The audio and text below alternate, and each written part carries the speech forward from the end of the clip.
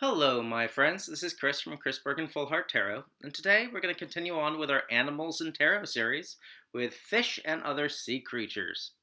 So, the first thing to remember when you get any sea life pointed out is that it always has to do with emotion. Anything that lives in or near the water tends to be distinctly drawn to the emotional aspect because water and cups are always about emotion. So, that's the first thing to keep in mind. The second would be the concept of how you're seeing them in the cards.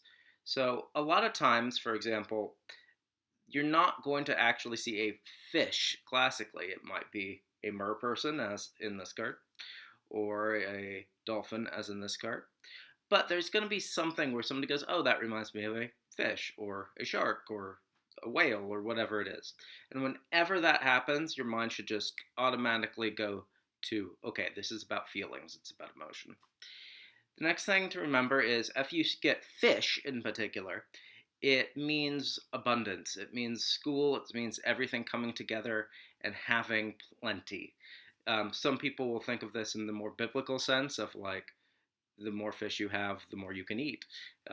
So there's that aspect. But it's not just that.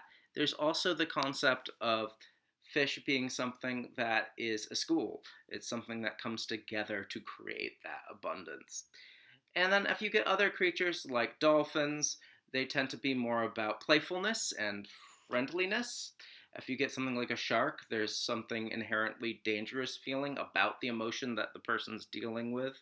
If it's a whale, it might be just an enormous emotion, or it might be something that is going to take a lot of time and energy to figure out. So that's really what fish and sea life are all about. It's about finding that base of emotion and building on top of it depending on the creature and how they're seeing the card in the reading. If you have any questions about fish and tarot, feel free to leave them in the comments below. And if you would like a tarot reading from yours truly, feel free to jump over to my website at chrisbergenfullhearttarot.com. Thank you.